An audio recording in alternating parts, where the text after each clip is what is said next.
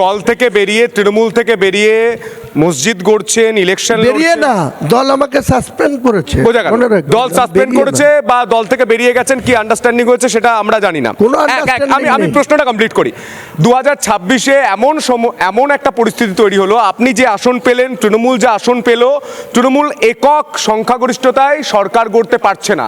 তখন মমতা বন্দ্যোপাধ্যায় আপনাকে ফোন করে বললেন যে হুমায়ুন, যা হয়েছে হয়েছে, ভুলে যাও, আমার দলে ফিরে এসো। আপনি কি ফিরে যাবেন? আমার দলের নির্বাচিত যে বিধায়করা হবে, সেই বিধায়কদের মেজরিটি সদস্য যে সিদ্ধান্ত নেবে, সেই সিদ্ধান্ত আমি, তার মানে আপনি সম্ভাবনা রেখে দিলেন?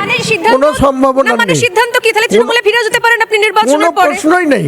মানে শুধু আমি যে কটা দিন এই পৃথিবীতে মহান উপরওয়ালার দয়ায় থাকবো, তৃণমূলকে জিরো করার উদ্দেশ্য নিয়েই আমি বাংলার রাজনীতিতে থাকবো। সম্ভাবনা থাকছে এমএলএরা যদি ভাবে আমি ফিরে যেতে পারি, এই সম্ভাবনা তো থেকে যাচ্ছে। এটা তো গণতান্ত্রিক দেশে এটাই তো হয়, মাস্ট বি মেজরিটি।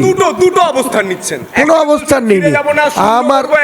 আমার দেখুন, যারা নির্বাচিত হবে, সেই নির্বাচিত মাননীয় সদস্যদের দলগত অবস্থান কি হবে। মমতা বন্দ্যোপাধ্যায় হেরে যাওয়ার পরে আমরা 213, 221 পাওয়ার পরে আমার সিগনেচারটাও লেগেছিল ওনাকে পরিষদীয় নেতা বানানোর জন্য, গভর্নরের কাছে লিডার বানানোর জন্য। সেরকম আমার দলের নেতারা কি সিদ্ধান্ত নেবে আমি তো আপনাকে এত অ্যাডভান্স বলতে পারবো না। বাংলার আপামর জনগণের উন্নয়ন, এই আপামর জনগণ নিয়ে আপনি কখন চিন্তিত হলেন?